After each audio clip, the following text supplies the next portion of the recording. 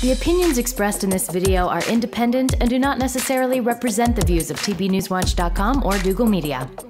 Viewer discretion is advised. The Wheelhouse with Gilles Galland. Welcome back to the Wheelhouse for 2012. Now that we've got the stench of 2011 off of us, here are some sports topics on my mind that cannot be ignored. In baseball, I still can't believe he hasn't signed yet, but it's Prince Fielder and where he'll be playing next season. One day it's the Washington Nationals, the next day you hear it's the Chicago Cubs. I wish he would just sign somewhere so he could put us Jays fans out of our misery. I thought the Jays were a lock to sign Fielder if he didn't sign with the Cubs, so what's the holdup?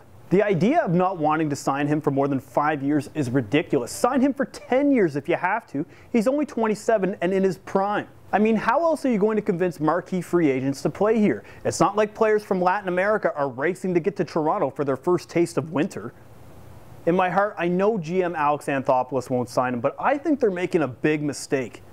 There's only so many times when stars are available in their prime, and they have to make sure that the twilight years of Jose Bautista pay off before his prime gets robbed. In the NBA, can we just start the playoffs now? I was going through withdrawal for a little while, but watching teams bench their starters because of a condensed schedule is worse than my last late night snack run. Look, I can do these Mac jokes all day.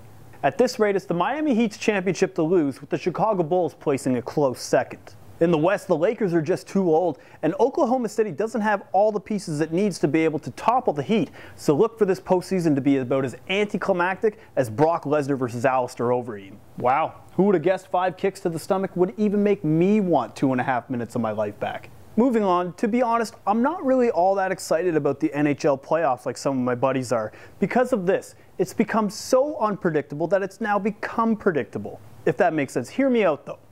Every year a Canadian team makes a playoff run and then gets brutally eliminated in the playoffs, and then we have to hear about it all summer about how a Canadian team hasn't won the Cup since 1993. The top seeds in each conference usually wash out by the second round, or even a bigger surprise, an 8 seed beats a 1 seed? No, that's crazy. No, that's every year in the playoffs. Sorry, I just don't share your enthusiasm for the NHL postseason like I used to.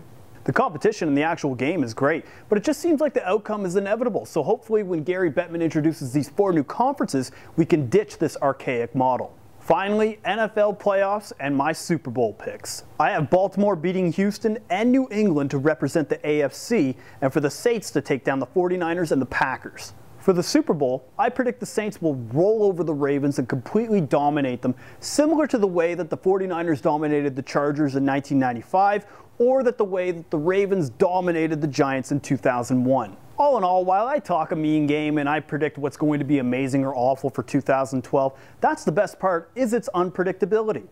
I could say the Super Bowl will be boring and then it's a 45-39 shootout, or I could say that the Olympics in London will be 2 weeks of athletic global joy. But it turns out to be just a big media love fest for an athlete who looks like he rode the short bus to school. And sports isn't the only thing making us look over our shoulder for 2012. Whack jobs across the world are making us paranoid and trying to make us thankful for the time that we have because the world's going to end in December. If Terminator has taught me anything, it's that Skynet ends the world, not the Mayan calendar. All I know is if the world doesn't end on December 21st, 2012, I have a feeling there's going to be a lot of babies born in September of 2013.